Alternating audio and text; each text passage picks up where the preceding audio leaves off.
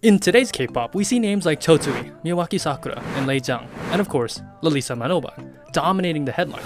What do these four idols have in common? Well, they're all non-Koreans in top-tier K-pop groups. In fact, the industry is filled with plenty of non-Korean idols. How did non-Koreans become the stars of an industry that's literally called Korean pop? Starting in the 90s with So Taiji and the Boys, K-pop has been a movement within South Korean media. And because of the language, culture, and country of origin related to K-pop, all Korean idols were, surprise, Korean. And for the longest time, that was the perception. If you were a K-pop idol, you had to be Korean. And that wasn't just people's opinions, that was literally the law. This all changed in 2001, when SM Entertainment held their first overseas audition ever in Beijing, China. 3,000 people auditioned. A certain Han Gung from Mudangjiang, China, was taken into SM Entertainment. In Korea, he was known as Han Kyung. He went on to debut with Super Junior as the first prominent Chinese member to be in a K-pop group. However, even the thought of foreigners performing in Korean TV was considered absurd and even preposterous at the time. This became a nightmare for Han Kyung and SM Entertainment as broadcasting laws would not allow his face to be shown on television. For months, Han Kyung could perform, but only behind a mask that covered his face and hid his Chinese identity. And eventually, SM and Super Junior got tired of the inequality. So during one particular performance, Hichul, fellow Super Junior member, went up to Han Kyung, took his mask, and tore it off, revealing Han Kyung to the world.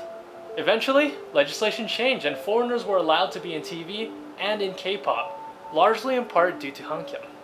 In 2008, other Chinese members Henry Lau and Zhou Mi joined Super Junior's subgroup, Super Junior M, which was a group built specifically for Chinese promotions. Across the Pacific Ocean, another non-Korean idol was making his way into the industry. In Los Angeles, California, Nick Hoon was scouted by JYP Entertainment at a Korean festival. After flying out to South Korea, he passed the audition and later debuted in 2008 as the visual of 2PM. Now, since these four idols, foreign idols have been popping up left and right, with the second biggest contributor coming just across the EC, Japan. Hailing from the Japanese supergroup AKB48 and sister group HKT48, lead dancer Handa Hitomi, vocalist Yabuki Nako, and of course, visual and center of their Japanese singles, Miyawaki Sakura.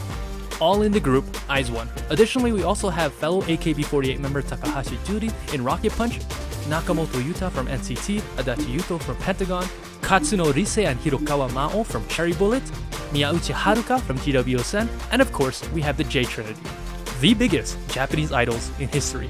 Vocalist Minatozaki Sana, main dancer Sharon, Mioi Mina, and main dancer, and arguably the best female dancer in the game, Hirai Momo.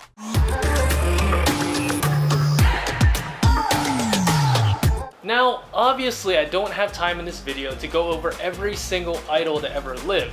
This isn't meant to be a comprehensive list, but I will try to go over some of the big names. Now back to mainland Asia for the most populated country in the world, China, the biggest contributor of foreign idols. First thing that would come to mind are the boys of EXO. Almost all the Chinese members have left except the one and only Lei, but this used to include the members Luhan, Tao, and of course, Chris Wu. Additionally, we have the visual from Everglow, Wang Yiran, lead dancer Yu Qi from G-Idol, Handong from Dreamcatcher, June and the 8 from 17, Yan An from Pentagon, Sally of Gugudan, and then there's the Chinese trio of Cosmic Girls consisting of Chen Xiao, Wu Xianyi, and Mang Meiqi. And of course the boys of Wavy and NCT, Kun, Winwin, Xiao Jun, Len Jun, Henry, and Zhong Chenle.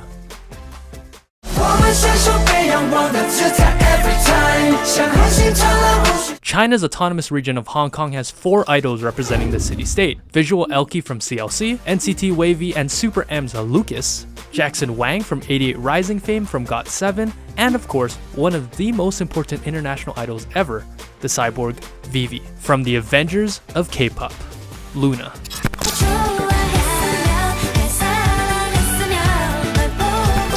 Taiwan has 7 idols. He was a former 101 member who recently turned soloist, like Wanlin, Soso from GWSN, Lin Lin from Cherry Bullet, Li Jiayi from Fanatics, Yang Yang of NCT and Wavy, Ye Xiuhua from G-Idol, and of course, Tsui of Twice, both who happen to be the maknae and visuals of their groups.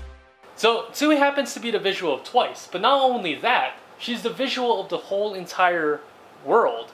In 2019, she was voted as the most beautiful woman in the world.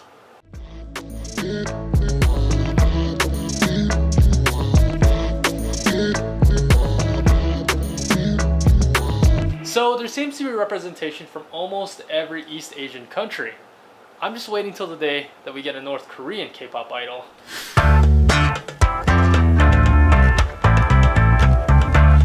Moving on to Southeast Asia, we'll make a stop at one of my favorite countries. Well, for obvious reasons. The Pearl of the Orient, the Pilipinas. Now you have to understand, K-pop in the Philippines is huge. There was a time you couldn't walk down the streets without hearing Boom Boom playing from someone's speakers. Everyone and their Lola knew the choreography.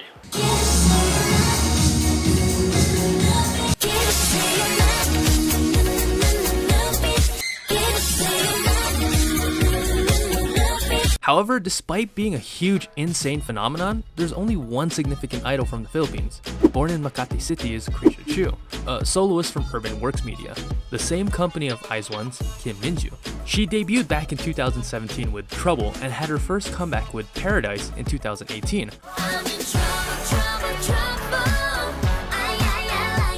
But I'm not alone in thinking that the Filipino representation in K-pop is severely lacking. Honestly, someone just needs to convince Filipino artist AC Bonifacio to hurry up and audition for a K-pop company. I mean, it makes sense. She's an amazing dancer and singer, and she's been obsessed with K-pop for forever. I can honestly imagine her on YG's new girl group or something similar. AC, if you're out there listening, hurry up and audition for a K-pop company. What are you waiting for? No, seriously, what are you waiting for? Continuing with the rest of Southeast Asia, we have Isaac Vu of Intuit, the first idol from Malaysia, and Dita Karang from Secret Number, the first idol from Indonesia. And although they are technically V-pop, the Vietnamese girl group Lime actually promotes both in Vietnam and Korea, so that counts, right?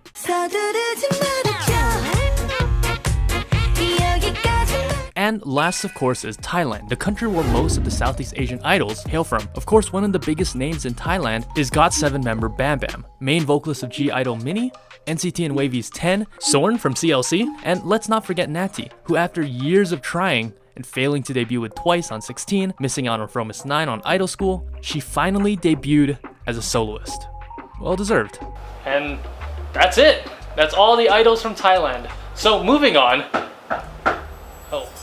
Someone's at the door. I forgot about Lisa! Now, here's a girl that needs no introduction. Lalisa Manoban, or just better known as Lisa.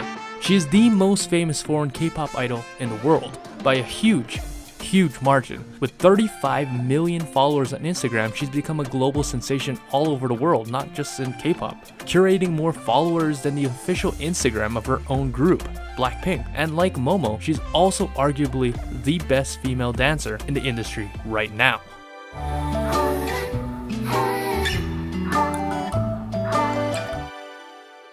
Hey guys, by the way, this video was only made possible by Surfshark VPN. Now, Surfshark... Oh no, it's Lisa. Not Lisa, just pizza. You wouldn't leave your house insecure, so why wouldn't you secure your computer and your internet connection? In today's day and age, the internet can be a scary place. With Surfshark VPN, you can protect your identity and personal information with the tap of a button. And not only does it protect you by giving you an extra layer of protection, but Surfshark gives you the option of connecting to a remote location. Meaning, even though you live in California, you can set your location to Japan or Korea. Now I'm in Thailand. Now I'm in Mexico. Now I'm in Vietnam. Did you know that all 3 seasons of Attack on Titan are on Netflix? I didn't, and you wouldn't if you lived in the United States. Just go to Surfshark VPN and change your location to Japan, and boom, now you can watch Levi kick all the Titan butt that you want. If you sign up for Surfshark today using the code AsianTheory, you can save 85% off and 3 extra months for free.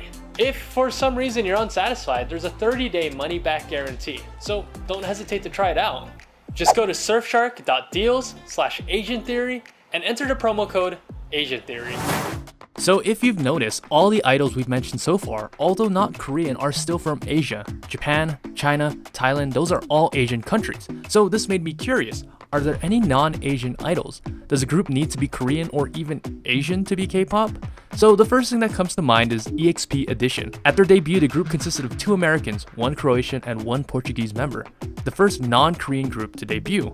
The group actually started as an experiment by Columbia University grad student Bora Kim, whose sole purpose was to push the limits of K-pop. Even if they capture the same energy, choreography, and performance elements of K-pop, would the community accept a non-Korean group and non-Asian group as K-pop? Well, one of the members is actually half Japanese, but close enough, right? Needless to say, the group was met with heavy criticism, even some of them receiving death threats. People said that they were an insult to K-pop and that they were trying to culturally appropriate things from Koreans. The common idea is that a group needs to be majority Korean and come from a Korean company. However, Bora Kim is firm in saying that EXP Edition is K-pop. Earlier this year, another controversial group debuted, Kaji, a 4-member girl group from the United Kingdom, cited as being the first fully European K-pop group. And like EXP Edition, they were hit with heavy criticism.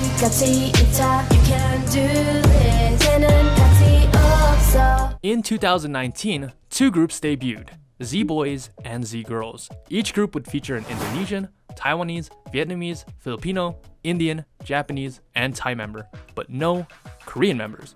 And to the surprise of nobody, it was hit with controversy and criticism. That same year, an Mnet TV show called Study Abroad Girl took that concept even further. The idea was to debut 10 girls, all from different parts of the world. The group went on to debut as UHSN, with 10 members from Estonia, Ukraine, Egypt, Norway, Thailand, USA, Russia, Japan, Sweden, and Poland. However, unlike the other 3 groups, they were actually pretty well received. This came from the fact that they were made by Mnet and managed under Stone Music Entertainment, which are both Korean organizations under CJEM. Their choreography was good. I mean, it wasn't anything special, but it was good, and their song had great music production quality and good writing.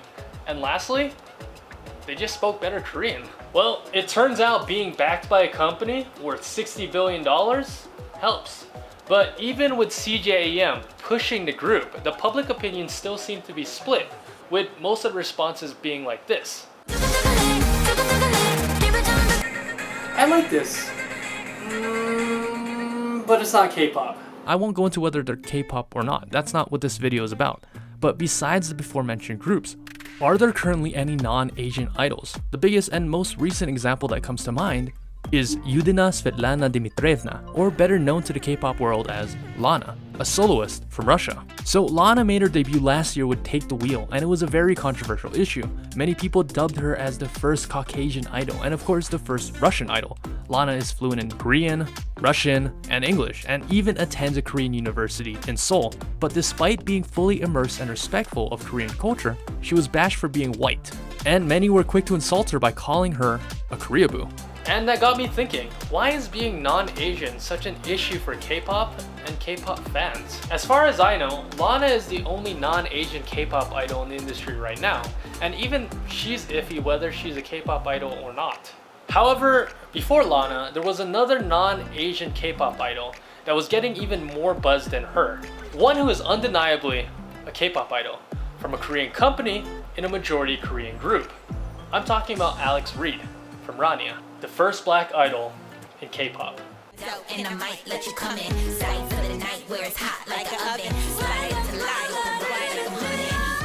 Why do you think the K-pop community, especially the fans, are so hesitant to accept like a non-Asian idol in K-pop? Well, I think that like when you're used to something and you see it one way and you love it, you can like at first be wary about changes because you can think it's gonna like change the K-pop that you love so much. Did you ever feel like any discrimination as like a non-Asian K-pop idol, either from, I don't know, other idols or from other fans? I definitely had the moments where I saw some pretty crazy slurs being used. You know, the internet is not always a nice place, but the love that I was receiving and the people telling me I was inspiring them and motivating them, that really drowned out like the racist side of things, because for me it's like racism is so dumb, but luckily it was drowned out for me by all the positivity. I guess, how do you see the K-pop industry as a whole evolving in terms of accepting people of different races and ethnicities? Well, as K-pop expands the globe and basically the popularity grows in places that you would never expect, you're going to see a demand for representation, the more like different people are seeing it, they're gonna have dreams of being in it as well. I guess, what advice do you have for, I guess, little girls or little boys out there who are not Asian that have dreams of becoming a K-pop idol? So I feel like my advice would be this. I was lucky to get a chance in K-pop because I love K-pop, but I did not see that as a reality. So I didn't chase that specific dream. I was pursuing being a singer, right? I wasn't pursuing being a K-pop idol when I got the opportunity to do it. So for me, I just want to say you have to believe in the dream wholeheartedly and prepare for it as if it's happening tomorrow. Learn Korean. It's not easy. I'm still working on it, but learn it. For most fans of K-pop, they seem to be fine and have no issue with non-Korean Asians like Lisa, Mina, Momo, Sana, and Lay in the K-pop industry. In fact, many K-pop fans celebrate the diversity. But if an idol leaves the constraints of East and Southeast Asia, the stigma turns negative. K-pop has been largely viewed as something belonging to Asian culture, and when an idol comes from somewhere other than Asia, it's almost viewed as a type of cultural appropriation, especially when it's a white male. But just like how having non-Korean Asians was unheard of in K-pop 20 years ago, is it only a matter of time before non-Asians become a regular part of K-pop? What do you guys think?